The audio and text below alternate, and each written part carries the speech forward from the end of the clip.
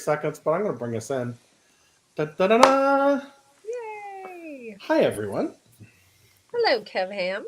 Hi, So we should Kev. be going live on all of our various social medias, which is super fun to see. I did learn a new one. If you're watching on Twitter, you can actually chat back to us using the video functions inside the Twitter app on your machine instead of on the website, which is really kind of cool because it does have talkback, which I didn't know. I was like, well, this is new. So apparently that's there. It's not rolled out everywhere, so you might not have it, but I thought that was pretty cool. Anyway, I am joined this week once again by Jill Cohenour, who's here to keep me in line. Good luck. And and we have two no noobs. expectations that I'm going to be able to accomplish it. No expectations.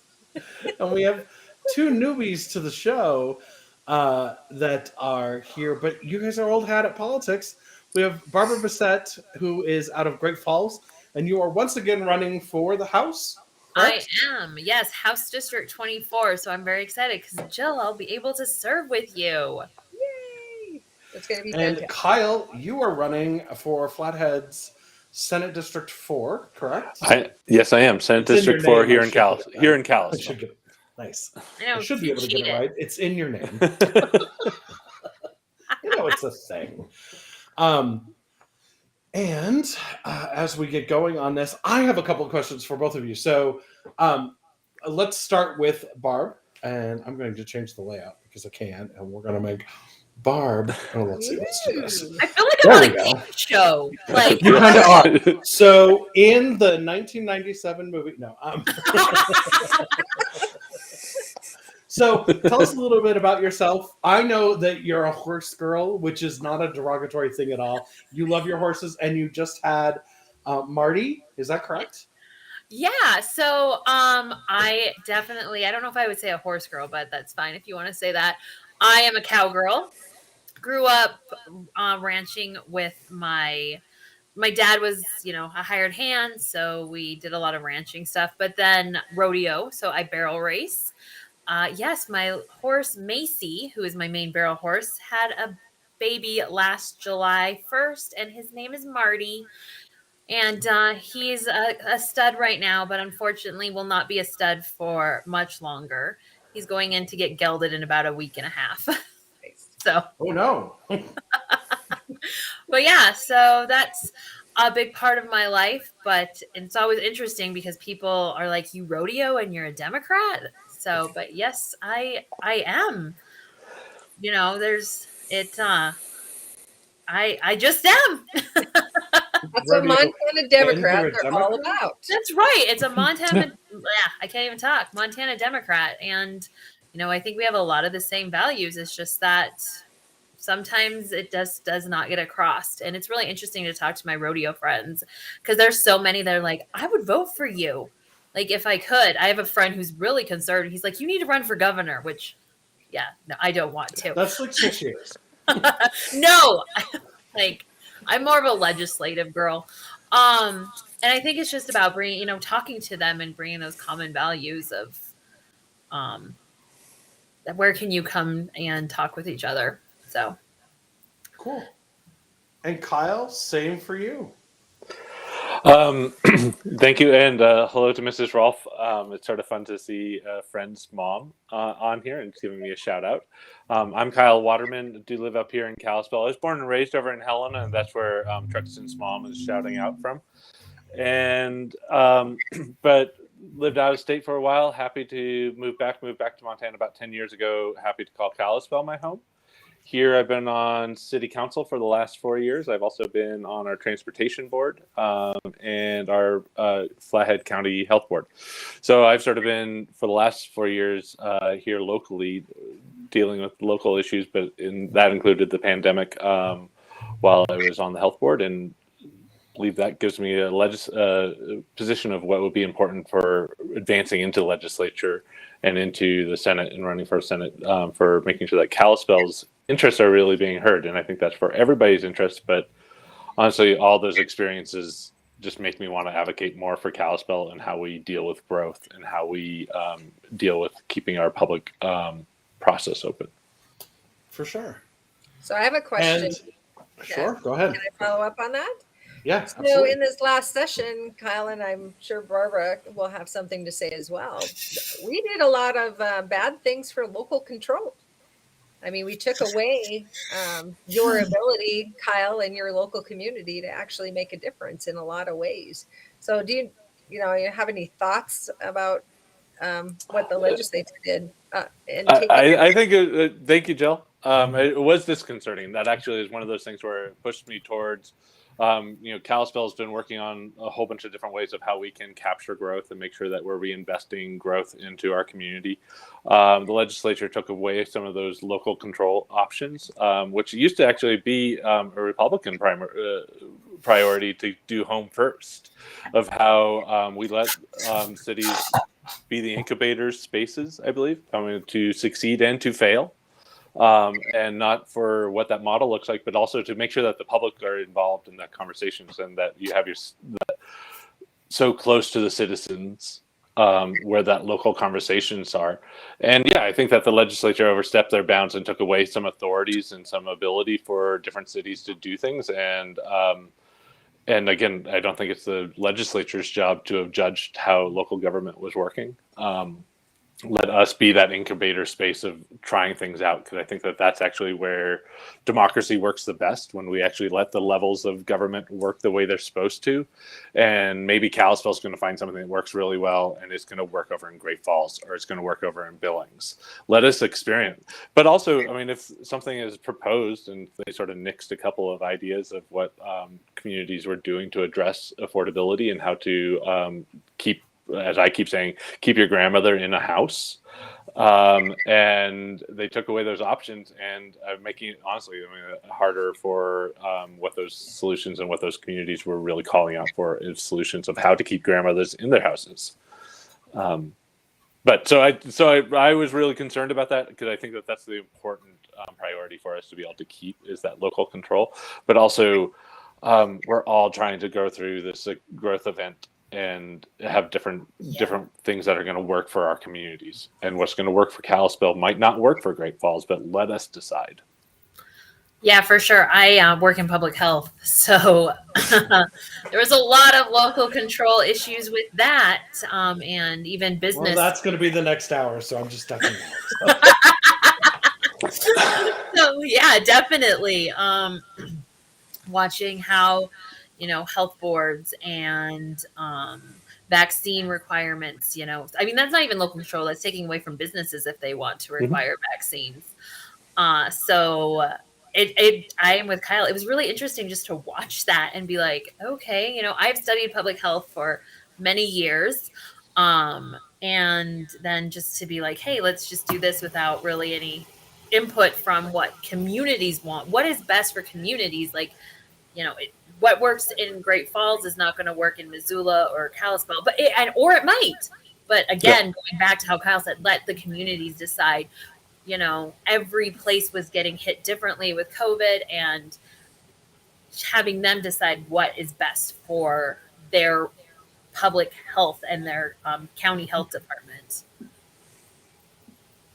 Yeah, I do think it's funny that we have an organization that claims to be all law and order, keeps breaking the law, not following the Constitution. They're all about local control, unless it's other people that are controlling it and doing things they don't like.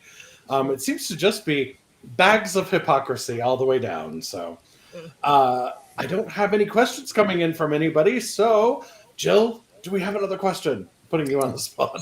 No, that's perfectly fine. So, Barbara, what kinds of priorities are you going to be looking on to be working on during the legislature? And then we'll go to so I'm just going to give a little bit of background. So I ran in 2018 and I won. So I was a representative for Great Falls from 2019 to 2021.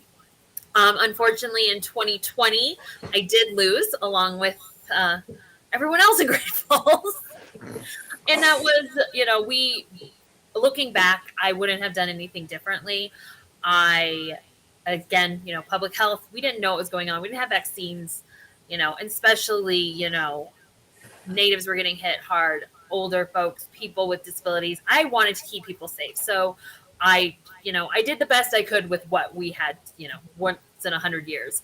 And so in 2018, I really focused on wanting to have access to healthcare and access to affordable healthcare.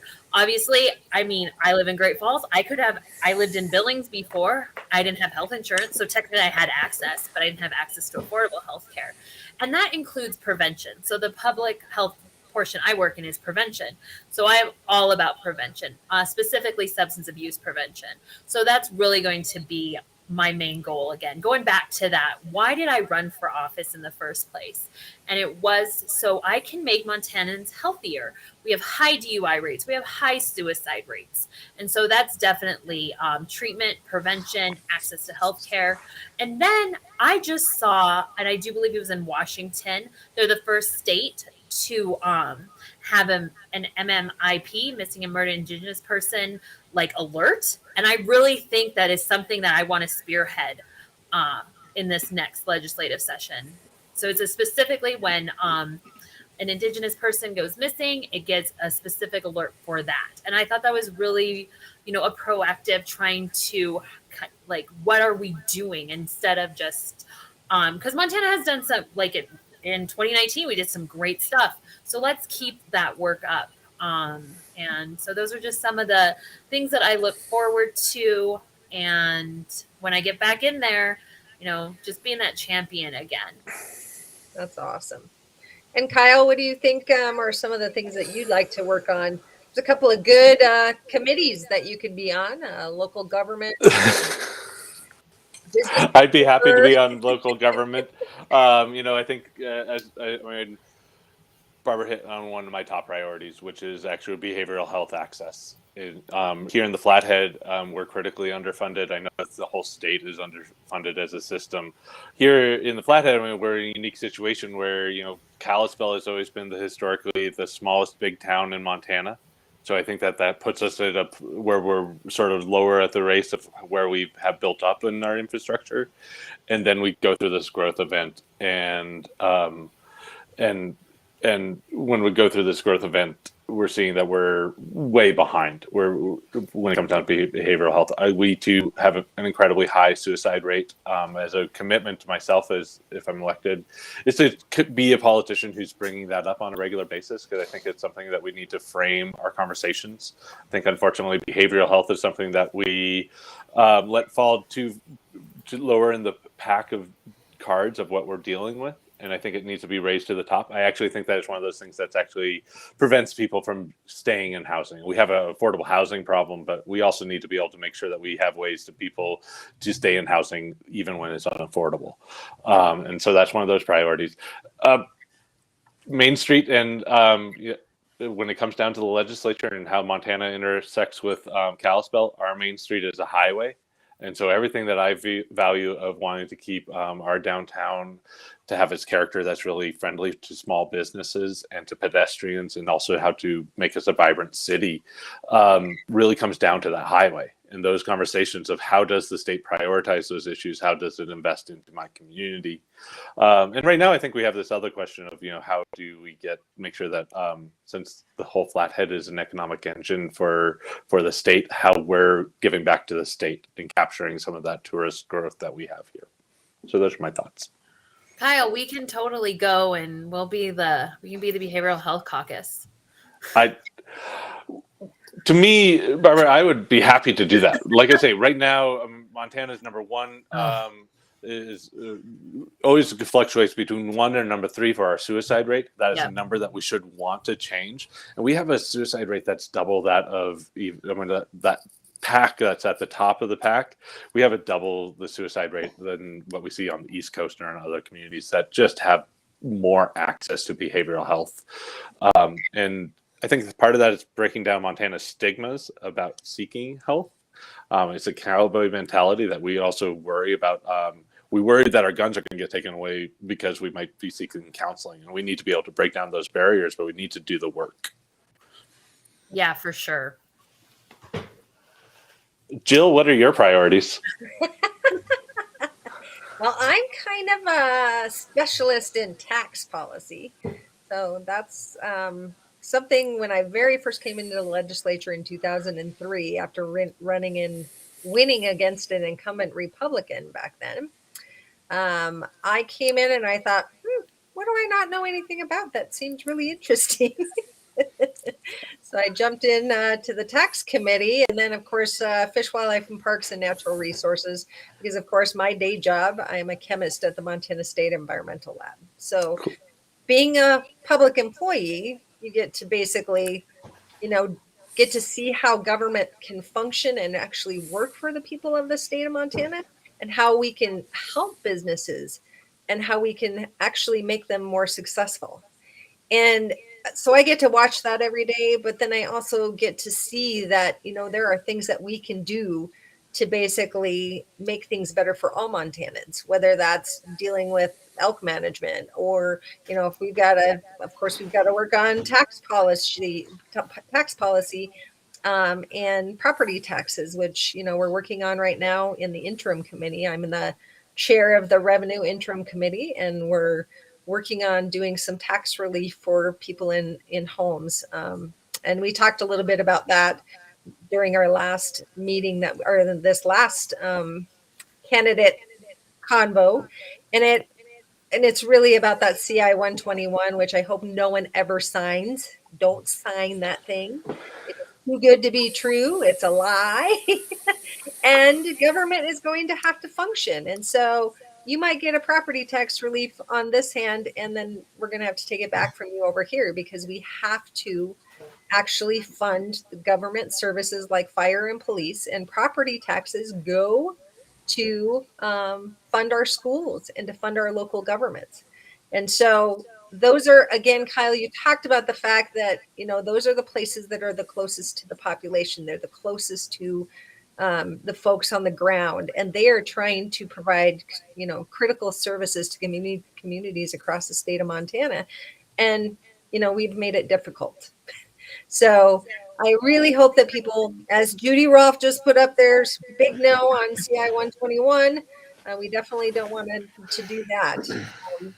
And I'm hoping that during our revenue interim committee, we're actually going to come out with some good tax policy and do some circuit breakers, which are basically you take your property tax and your ability to pay, and you help people that really, really need assistance with their property taxes. So that's what I'm hoping to be able to do during this interim, and to go into the session and be able to champion that on behalf of the people in all our communities.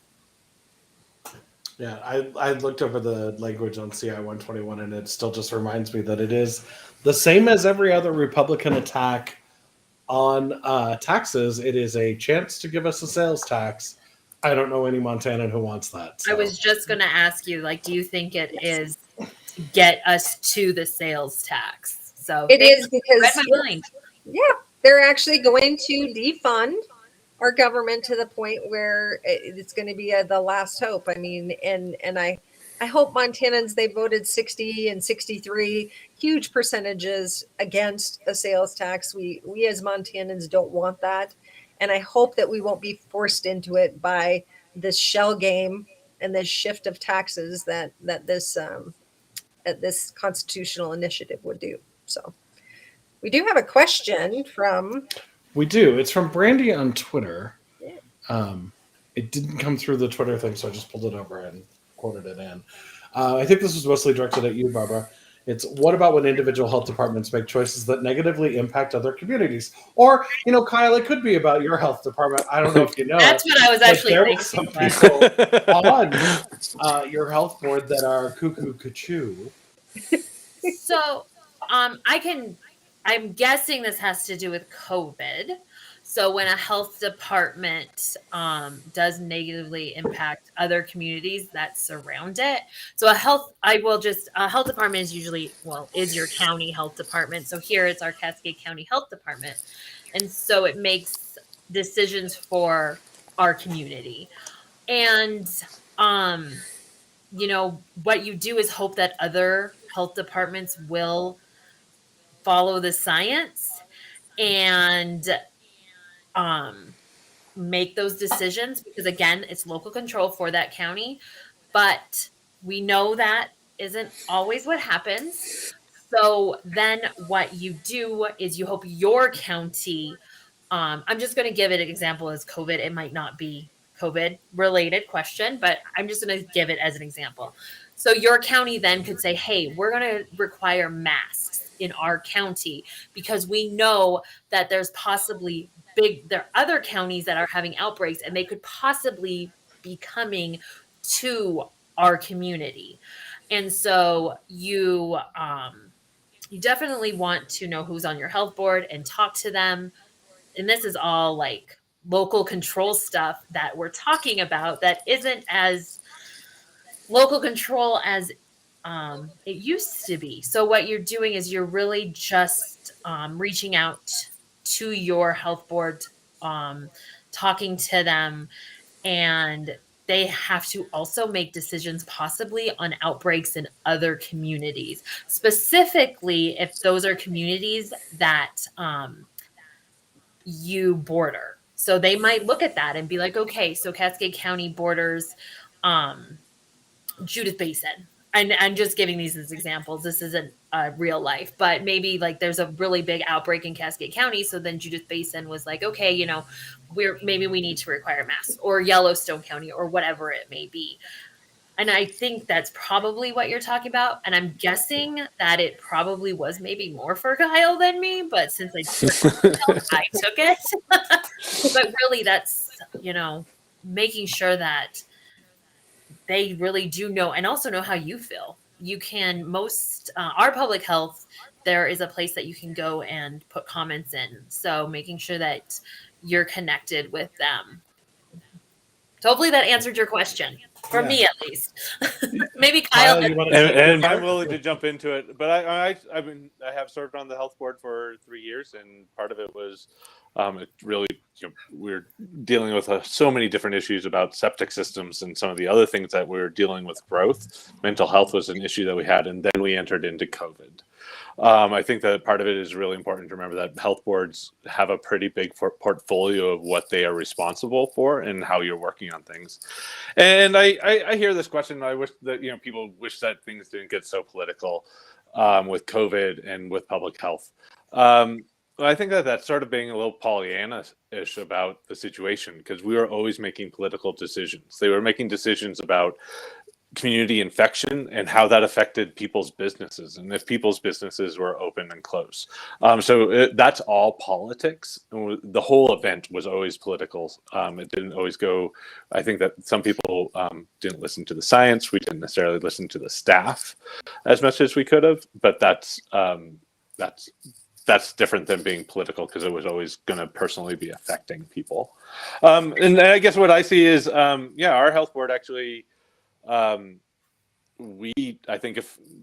see it in two ways. One, I watch how our health officers worked across the state to come up with solutions and recommendations when it came down to like school sports. And part of that is we were all in this together and trying to create a system that would work across the state.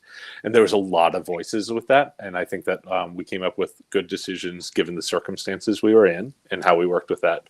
And then personally, I just started to see how our health board really got into the politics of things and went back to the legislature to change some rules, just because they didn't like the way that the local decisions were being made. And honestly, I think that they will find over time that they're dissatisfied with taking away the authorities from the health board, which is, again, a more local, more responsive group to be able to have some of these conversations, like when it comes down to mosquito control or to a measles outbreak, then having to wait around for 3 county commissioners to make their decisions. Because that's, I don't know what everybody else's experience with county commissioners are. They aren't necessarily the most equipped to make these decisions, and it's a bottleneck. And unfortunately, it's just really, even I think people who I might not have agreed with about those changes are finding that they are dissatisfied, because they too are having to rely on this small panel of people to make a decision when we're a community, and the reason that having the health board is to get into how to have those hearings and those nuances.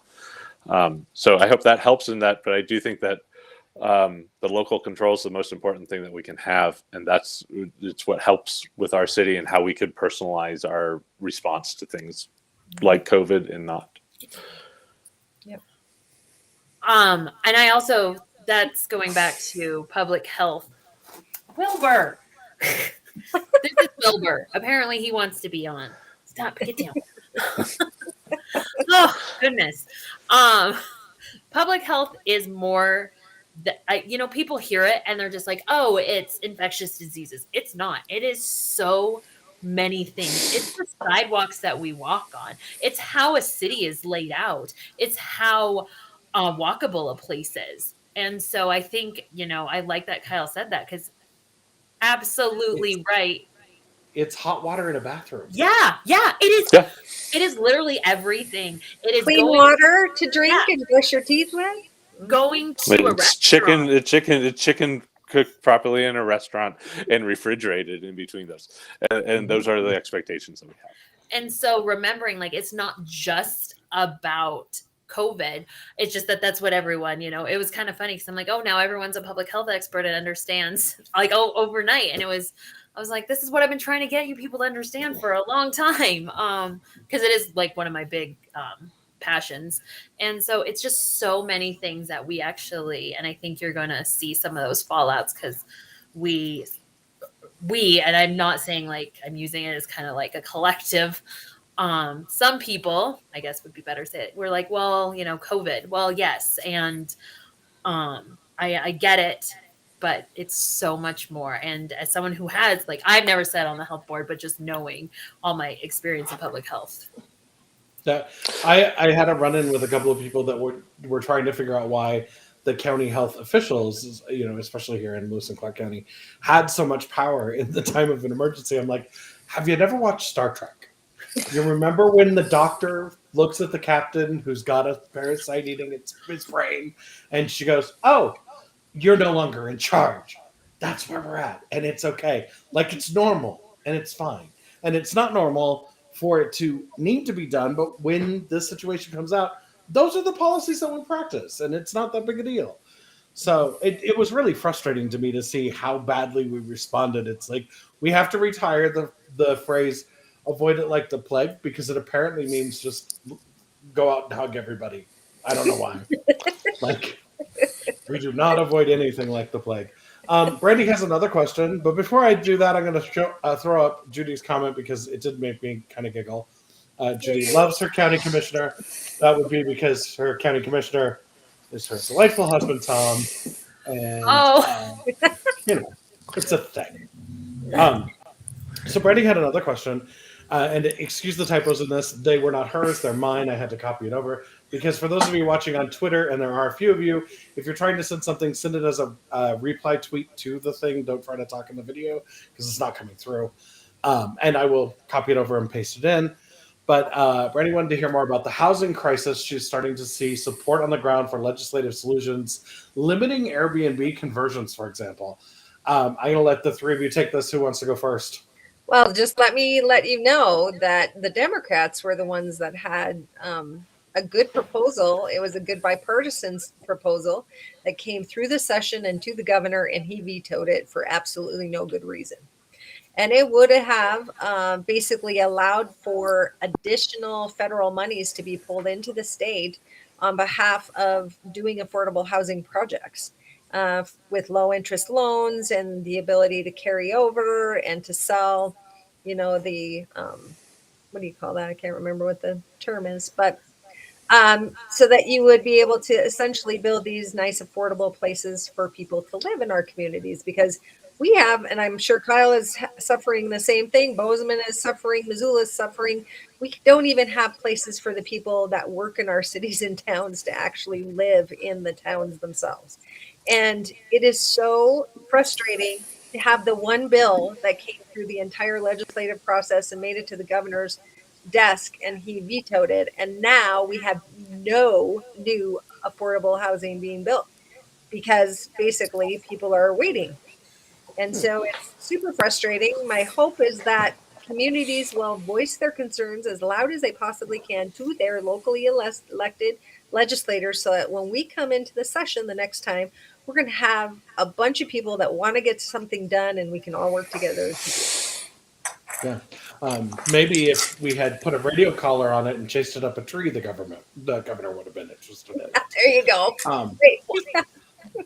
Kyle, you want to add anything to that? Sure. I mean, I think that Brandy, thank you for the question. I think you have two questions there. I mean, there's the housing crisis that we're in, and there's a lot that we need to be doing that, and then there's an Airbnb, and I'll sort of hit those with two things. One, I mean, there are actually some state rules that prevent. So when people are able to get some of the subsidies, when they're federal subsidies to help them with the housing, there are some state rules that prevent a local landlord who might be Airbnb-ing their house from being able to just take that to work directly with a housing authority or our community action partners here in Kalispell. And that's what the state rule is. It requires there to be a management company in there, which just brings that rent up a little bit more.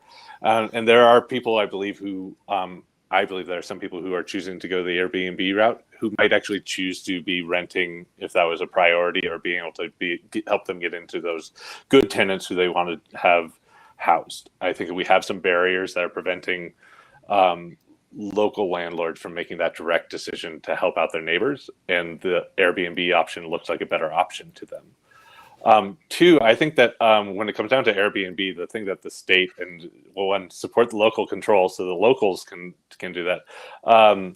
But we need to make sure that Airbnbs aren't finding a loophole through the bed tax issues. Again, I'm a Democrat, so I'm willing to talk about taxes and collection of those taxes. And that I think that right now we have too many people who are out there in the Airbnb world who are not registering and not paying their bed taxes that they are required to do. And we need to be able to do that enforcement that would help crack down on those sort of phantom Airbnbs that we see out there, and try to get into the work of how to let those go back into a better rental market. One of the things that Brandy was just adding to that is building more housing doesn't really solve the problem. When we have lots of units, but a huge chunk are being converted to Airbnbs, though. We have more residential units than we have families, but lots of these units are owned by housing hoarders. That is a part of this crisis, and it's definitely something that we're going to have to look into as a legislature, as a state, as local authorities. It's one of those things that people tend to forget, that one of the skills that, or one of the tools that we have, whether it's the legislature and even the PSC to an extent, is to really look and see what's going on with legislation and regulations and see what's working and what's not working right now. This isn't working. Airbnb is a lot like, in my world, we have, for the PSC, one of the things that we regulate is taxis. And we had Uber and Lyft come in and destroy taxi service because they came in, were able to undercut the rates because they weren't offering the same service level that we expect of taxis. And in doing so, they drove the taxi services out of business. And now you have towns that are left with no Uber and Lyft because people really aren't that interested in doing them because they weren't being paid enough for it, right, because it wasn't a job, whereas a taxi was paying enough for it. And that's why taxis had the service level they had. That's why they cost the level they cost. But they were 24 hours. They were available all the time, and they were services that people need. And my stance as, going into becoming a PSC commissioner is we need to look and see what they destroyed. And since they destroyed the market, I think they're responsible for covering the services that they took out. And that's not something that other people are really willing to say. That's not something that other people are really willing to step up and say is a necessary thing to do. But that is exactly what has to happen. And it requires our legislature to look and see, because if we have people in Missoula and Bozeman that are taking housing out of long-term rental and making it into the short-term Airbnb just so that they can turn a profit, if that's their choice, that's fine. But we should be taxing that higher than we are taxing long-term rentals, because long-term rentals benefit the community. They allow people to live in the area, grow a family, become part of it, that sort of thing, actually become part of the service industry that is there, work in other capacities that are there. The other interesting thing that I've heard recently has been going on, and I know the legislature is going to be looking into this, and I know the Department of Revenue is looking into this. There are a bunch of people that have been working from home, but their home moved to Montana. They owe taxes in Montana. They're here, they're working, and they need to be paying it. And if they haven't been, they're going to get hit with a tax bill. And they need to know it. Their employers need to know it. And that's the way this works. You can work from home, but you're still responsible for your taxes to the state that you live in. And that's it's a small thing. I say it's a small thing, but it is just the thing that you are responsible for. And it's so easy for people to forget that that's what they need to do, but your taxes are what allow our society to function. And we need to get a better handle on how they're taken care of, how they are connected to the various things. And when it comes to housing, when it comes to taxes, when it comes to utilities, when it comes to just living life, if we aren't taking a look at them every time we get together, whether as the PSC or as the legislature, we're doing a disservice to the people of Montana. We need to fix that.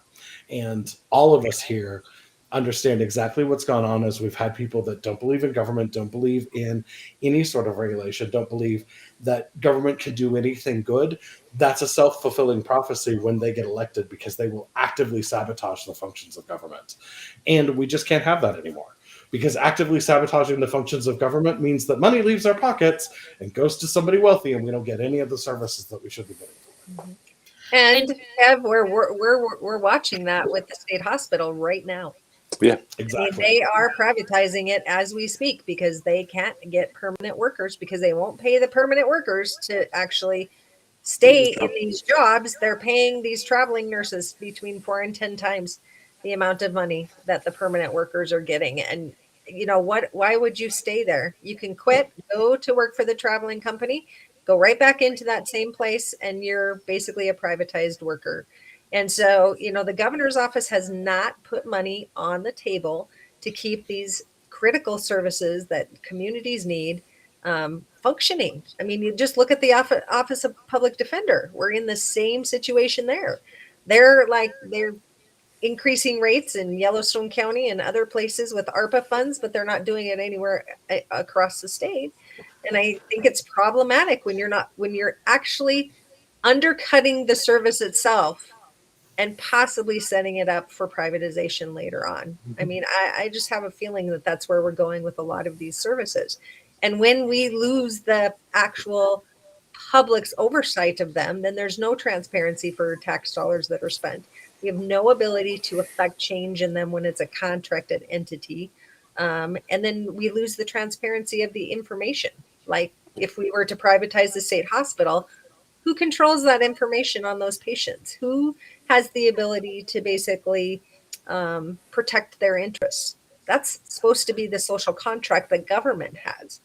And when we lose that, we lose the ability to affect it. And that's very concerning. And on that note, I totally agree. you know, okay, let's go into something else, because I'm like, there's nothing to add to that. That's all great answers. I kind of want to just go, and that's the show. That's over. And welcome to the conversation. And that was it, because that was a really good answer.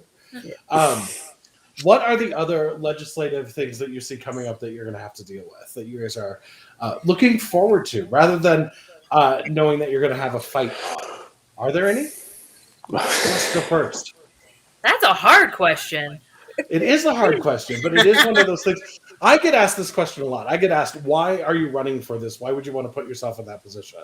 And I have two answers for that. And one of them is, I've been fighting for equity and equality my entire life. You know, since I came out, I grew up here in Montana, left Montana because I thought it didn't love me enough, and I didn't think it was worth loving back, and moved away, lived all over the country, realized that I actually do love Montana and want to fix it, because there's so many great things that are here, and I think the fight is worth it.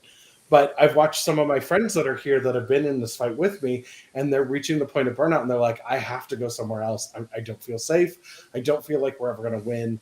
And they're leaving the state, and that's soul crushing to an extent. But it's also, there's a part of them that's going, I'll be in the fight as I can, but I cannot do this now. And there's a part of me that realizes I couldn't be in the fight when I was in my 20s. Not here. I had to learn the tools to fight in those other places. And now that I'm back, I have all those tools, and I had all that time off away from it where I can go, I got this. And so, it's, adding one more part to this fight, one more, what is the battle terminology when you have one more front in the battlefield, is not that big a deal for me, because it is the same battle. And in a lot of cases, adding one more front actually diminishes the other side more than our side, because we're really good at what we do. And in going into all of the stuff that we do with the PSC, everything about it is about equity and fairness. It's not and this is the thing that I got from some people. They're like, well, you're just trying to screw Northwestern Energy out of its money. I'm like, no, I'm actually not. I want to treat them fairly too, but they don't get to be making record profits off the backs of Montanans when we have Montanans being evicted because they can't pay their electrical bill, which has more than doubled in every 5 years for the last 2 decades. That's insane. And we will fix that. But the other side of it is we are going to look at Northwestern Energy and go, you have to be better about maintaining the grid that you're responsible for that serves this captive audience that you have. And if you're not going to fix that, we're going to make you fix that. And so things like the 65-year-old power poles that are all across the state that haven't been replaced, you're going to do an audit, you're going to fix them because they need to be fixed. We don't need those having and causing fires and burning down small towns in eastern Montana like we did last year. Well, and what about that the suit that's being brought because Northwest Energy said, "Oh, we got to have all this money so we can put it into doing what is it?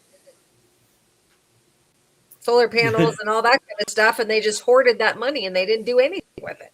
Right, and there's all sorts of parts with that where it's like they've been given every opportunity to do the right thing, but because they haven't been told they must, they haven't, and they just need to. It's not about destroying them as a company. It's not about thinking that any of them are evil. At the end of the day, this is one of the things that I think people forget about how business works in the United States is the board of directors and the C-suite, the executives of a company, are required by law to do certain things to make money.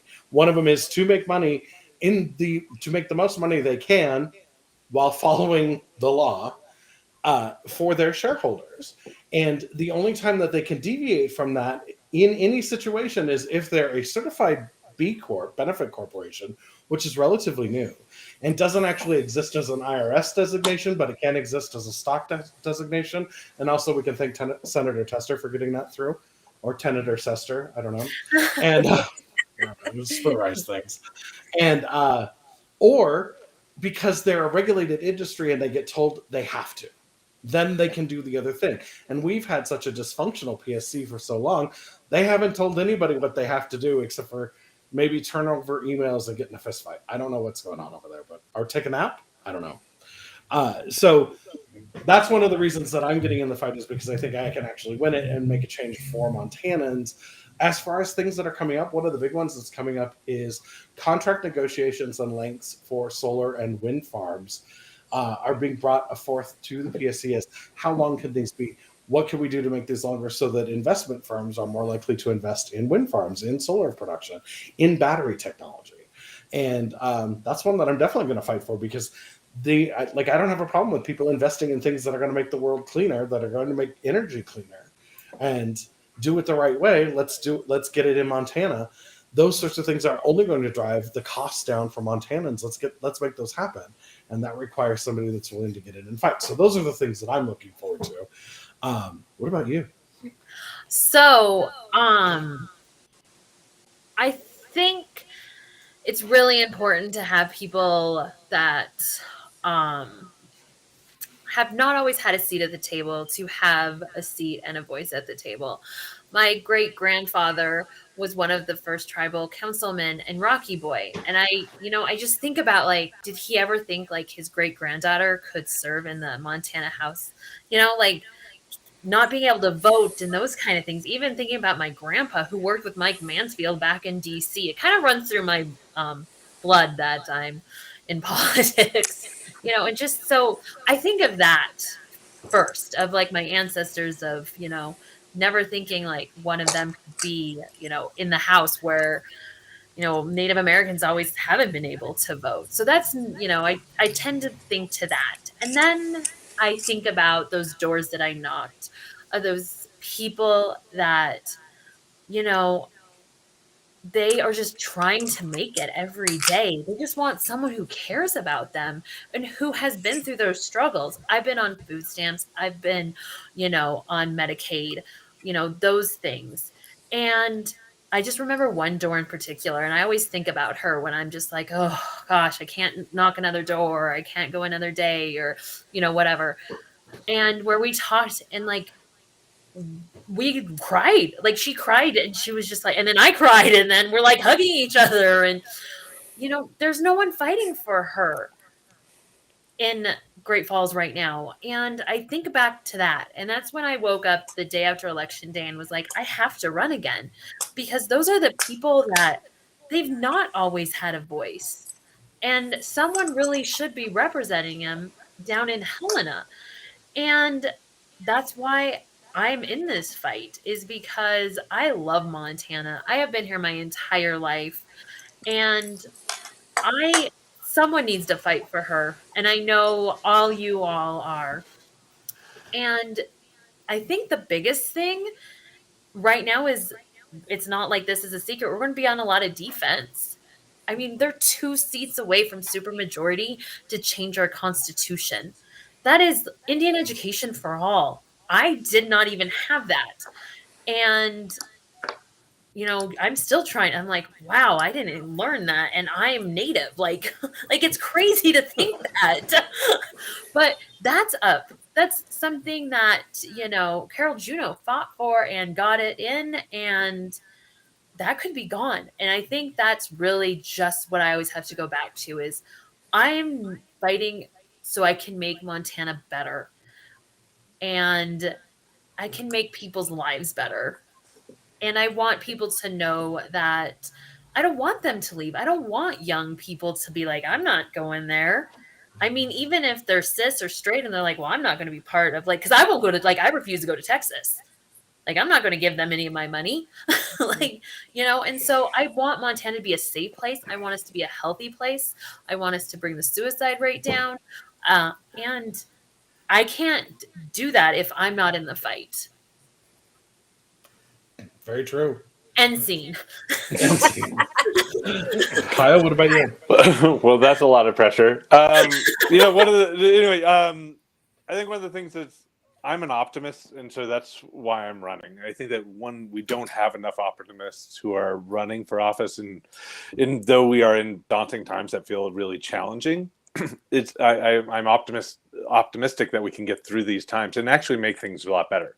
Montana is a place of historic greats, and we have transformed America multiple times from Montana by getting women's right to vote, and the work that Jeanette Rankin did in suffrage to expand that.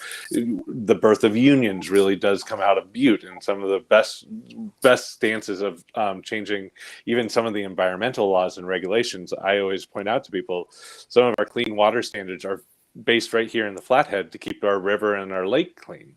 So the fight now is now to keep that up. But I also think that our moniker of Montana being the last best place is also still for our future. I think we have a lot of opportunity when it comes down to what new energy could look like, what we could bring into Montana if we really did embrace the new energies in a time when America needs new energy needs. I think Montana again can be a leader and something that's exporting energy and leading this country. But I look at even things like our behavioral health. Something my mom used to always say was, sometimes Montana is so backwards, it's really easy to turn around and go forwards.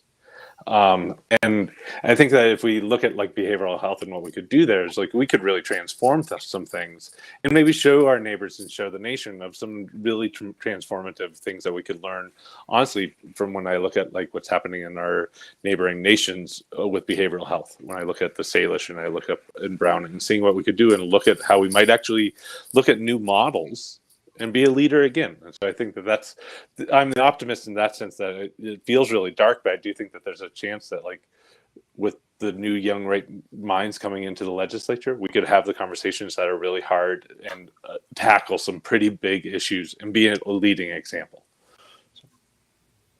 Great. Jill, and so I just wanted to basically say that I hope that into this who go out and vote will look for people like you guys, who will look for people who care about Montana, care about their communities, want the communities to be better, and they're not trying to get you to vote for them by using fear and trying to scare you into voting for them. anybody who uses fear doesn't have the chutzpah to actually do the work. And so we have a lot of people running for office who don't have the balls to actually show up and talk to the people in their communities and go to the legislature and actually fight for them, or go to the PSC and actually fight for them. They are too busy trying to get the votes and trying to be, in the spotlight. And there's a specific person that we could talk about that's running against Kevin Hamm, who is all about trying to just get in the press instead of doing things that are right for Montana. And it's pretty pathetic. And I hope that voters in the state of Montana will take the opportunity to look at the folks that are running, to examine the policies and the things that they're talking about, and don't vote on their fear, but they vote on their hope, the hope for Montana's future. For sure. So we're just coming up. We got about 10 minutes left in this. Is there anything else anybody would like to cover really quick about what's going on? Pardon, can you say that again? Hold on. I just got another question coming in, so I can add that. Oh, okay. I'm going to cheat because Brandy had asked another question. When you have a good questioner, Yeah, yay, Brandy. there we go. Brandy's awesome. Let's see what this is. This is, how do you all feel about the sentiment that supporting communities like Colstrip means more coal subsidies and corporate welfare? What about helping those communities transition to renewable industries so they can survive once coal is dead? Amen. Fun one. So we have who wants worked to go first? so hard in the legislature to try to find a way forward for Colstrip, and it can't be coal. I'm sorry. The problem with it is there's nowhere to sell the coal to. Everybody is pulling out of coal because they know that's not the future. So as Kyle was just talking about, what does the future look like? And shouldn't Montana be on the front side of whatever that future is? We have the ability and the knowledge, skills, and abilities in this state to be on the forefront of what the future of electricity and what the future of energy generation should be in the nation. And we're not taking advantage of it because we're so dug in to coal. We know that coal has to be a part of this discussion for years to come, but we should be looking to the future. And how do we transition so Montana can continue to be at the top of this Yeah, definitely. Yeah, I couldn't agree more. And making sure that we're getting it to renewable, and union jobs are getting renewable energy jobs, because that's really important. So we can have, because that also, when you think about it, it also goes into affordable housing and everything else that we've talked about. Everything just comes together. They're all so interconnected that looking at it, sometimes I think we're like, get siloed to be like, okay, it's this, but that, everything just is so connected together. Yeah. Kyle? So if we were able to get that training to those workers in Colstrip to get them to transition to those jobs in solar or wind or whatever, and then we take the transmission ability from the Colstrip plant, and as coal starts going down, we up and start putting on solar and all of that. I think, we should be planning. We don't plan very well in Montana. We wait until the crisis happens and then we react. Look, So if that's it weren't a for dumb the way last to act. minute, if it weren't for the last minute, a lot of stuff wouldn't get done. That's just how I live my life. Prevention works in so many different areas. It's not just substance abuse prevention. Right. Kyle, do you have some more to add? I'm going to bring in I think my largest thing is that if we really do look at what the energy futures are and the needs of America, you can really see that, there's a lot of people moving from the East Coast to the West Coast, and where the larger demand needs to get to is to the West Coast. And there's this big blank space in the middle of America, which has this huge opportunity for where all transmission lines could come out of, and that's called Montana. And there is an opportunity there if we were able to embrace that. But I look at that. I mean, it's a different subject. But I look at here locally, we're starting to get more into semiconductor work. I mean, as America's industries are changing, we need to be more self-resilient. This is the time for Montana to step up and benefit from that type of work. Yeah. And Brandy's comment, shouldn't we be investing in educational opportunities in Eastern Montana so those communities can learn the skills ahead of the curve instead of trying to play catch up once they're already failing? We absolutely should. One of the things that needs to be happening is our community colleges need to have new development courses that are going in there. We also need to be tapping into some of the resources that we've just let sit around fallow. One of the ones that I love is we have the slag heap in East Helena, which is giant. It's a mountain. It's a black mountain of things that are left over from mining. And the best part of it is it's now being packaged up and shipped to South Korea, where they are breaking it down into the relative minerals that are in there, 5 of which are abundantly found in that slag heap, all 5 of which are necessary to build long-term storage battery systems. Why aren't we building those battery systems here? We've got the slag heap. We've got land to build buildings on where we could make the things. I'm gesturing. There's a window here, and there's lots of space out there. It's also raining. There's all sorts of things that we could do. The missed opportunities that we have just stepping up for them is astounding on some levels of just what we haven't been willing to do. And I think a lot of it ties into NIMBYism.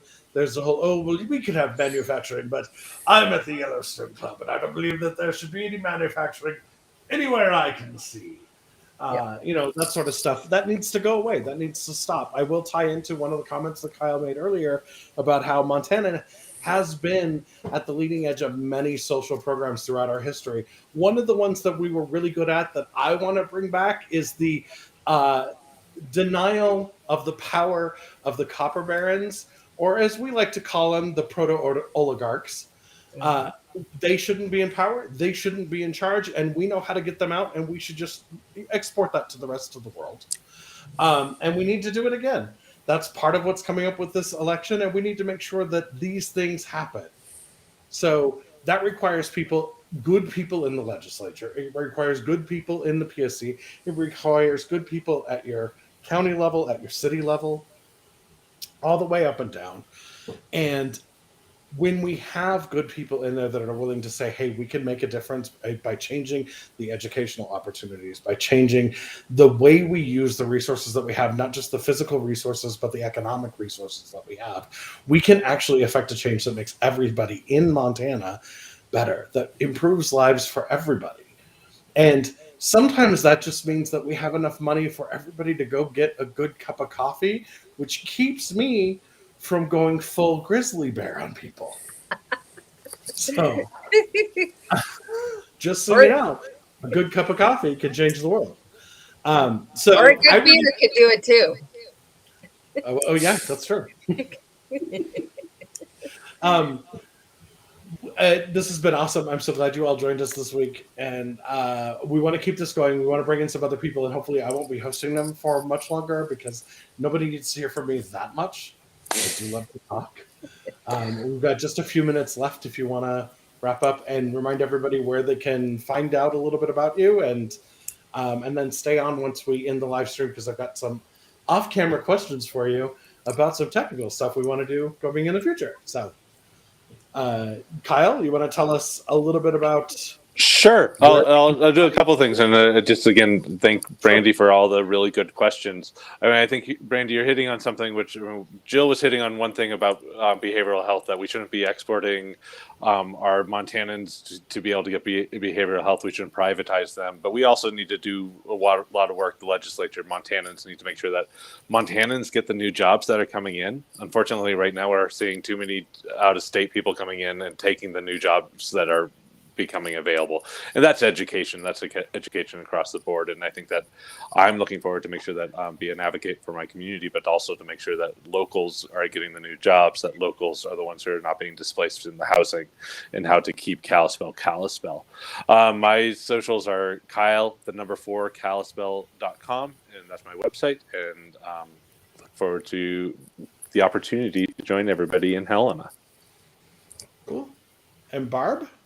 All right. Well, yes, Brandy, thank you so much for all those questions. And I think just remembering that everything does flow together. What I do in public health does really matter for affordable housing and renewable energy, climate change, because you're going to see more pandemics come as our climate actually changes because of the way like viruses move, and then also as I read, like the permafrost, new viruses can come up. So so everything actually does really connect. You can find me Bessette, the number 4, and then Montana.